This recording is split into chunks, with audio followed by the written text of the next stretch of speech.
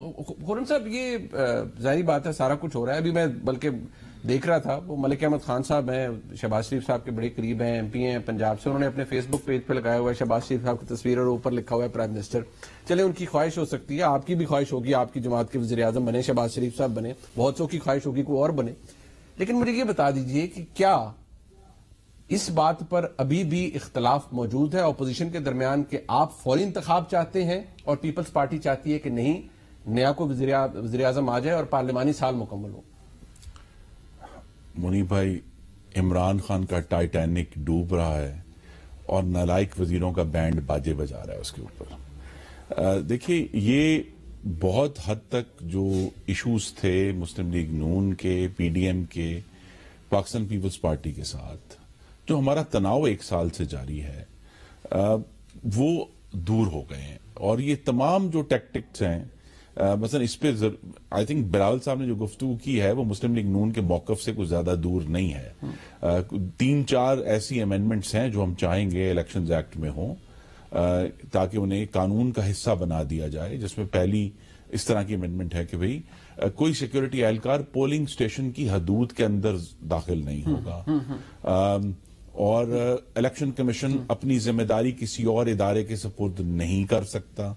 تو 3-4 ایسی بڑی ٹھیک ہے سیریس لیکن چھوٹی چیزیں ہیں. بٹ یہ ترامیم سے کب لانا چاہیں گے آپ؟ جی, ہم یہ چاہیں گے کہ فوری طور پر جیسے ہی نئی حکومت بنتی ہے تو یہ ترامیم کر کے, تو زیادہ دن نہیں ہیں اور نئے انتخابات اسی سال میں ہوں گے انشاءاللہ. نہیں, بٹ جو شاہد خاقان صاحب فرما رہے ہیں وہ بلاول صاحب سے بات, بلاول صاحب فرما رہے ہیں کہ نیا کو آپ کی طرف سے آپ کا حق ہے, آپ اپنا پرائم منسٹریل کینڈیڈیٹ لیں اگر طریقے عدم اعتماد کامیاب ہوتا ہے. ابھی تو آپ سب کی ایک تھنکنگ ہے نا, وشفل تھنکنگ ہے, جسے عمر صاحب کہہ رہے ہیں آپ کر لیں جو مرضی کر لیں, کہیں نہیں جا رہے عمران خان صاحب.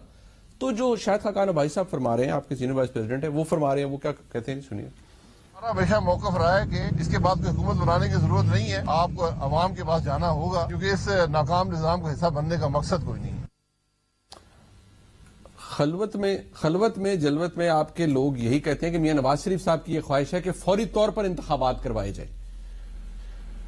دیکھیے, معاملہ اس پہ کچھ نہ کچھ ضرور تبدیلی ہوگی قانون میں, کیونکہ صرف عمران خان کو گرانے کا معاملہ نہیں ہے. جو چیز گرنی ہے وہ ہائیبرڈ نظام ہے جو 2018 سے اس ملک پر قابض ہے, جس کے تحت میاں نواز شریف کو ناانصافی کے ذریعے ڈسکوالیفائی کیا گیا.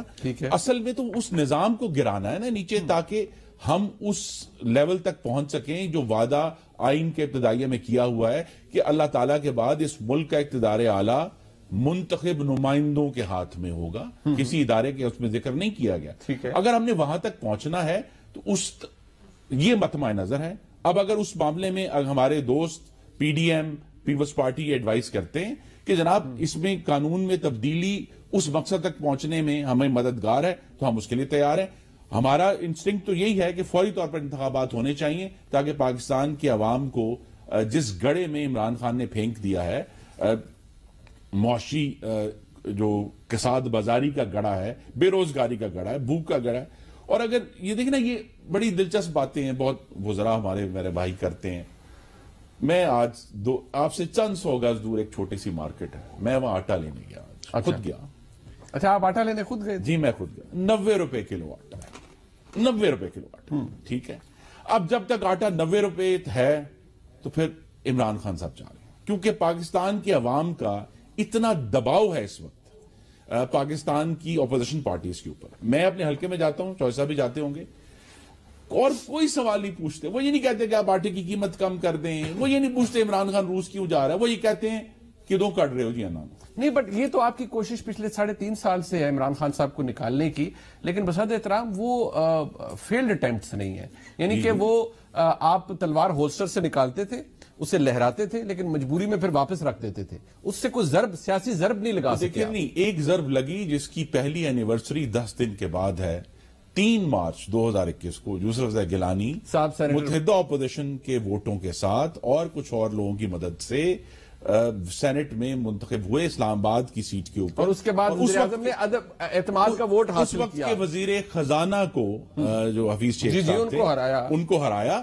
تو زیادہ اب اگر یہ جو اتحاد اور اتفاق آپ کو نظر آ رہا ہے اور جو ملاقاتوں میں اب تیزی آ گئی ہے, گفتگو میں تیزی آ گئی ہے, وہ یہی کہہ رہی ہے کہ اپوزیشن اپنی ایک بھرپور کوشش کرے گی عوامی دباؤ کے تحت کہ بھی ہمیں ان سے ایک فیصلہ کن جو ہے وہ معاملہ کرنا ہے. لیکن اس طرح کی اللہ تعالیٰ کے ہاتھ میں جیسے ہوتا ہے. عمر صاحب فرما رہے تھے، آپ ماشاءاللہ خود گجرانوالہ سے ہیں اور خوش خوراک یقینی طور پر ہیں، وہ کہہ رہے ہیں چائے پیسٹری کیٹرز جو ہیں ان کا تو بہت کام ہو رہا ہے ملاقاتوں سے، ظاہری بات ہے اتنے بڑے بڑے عشائیے ہوں گے، زورانے ہوں گے، کام تو چلے گا کھانے پینے کا، اس کے علاوہ کچھ نہیں ہے.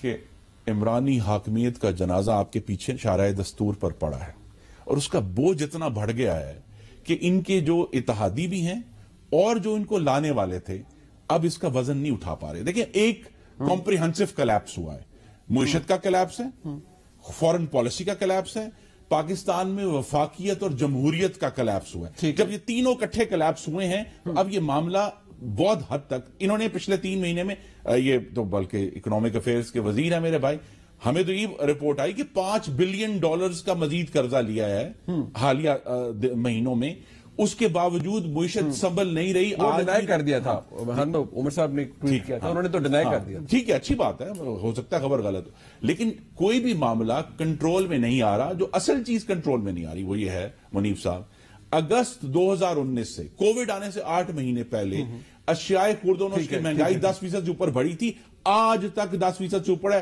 ان کے اپنے نمبرز ہیں کہ جو ایس پی آئی ہے، جو غریب ترین لوگوں کی 51 چیزیں ہیں، ان کی مہنگائی پچھلے ہفتے بھی 18 تھی، اس سے پہلے 19 تھی، 20، 21، 18، 19، 20. تو پاکستان کے غریب کا تو گلا کٹ گیا. اچھا نہیں، ہم نے اس غریب کی محنت کش کی اب آواز بننا ہے.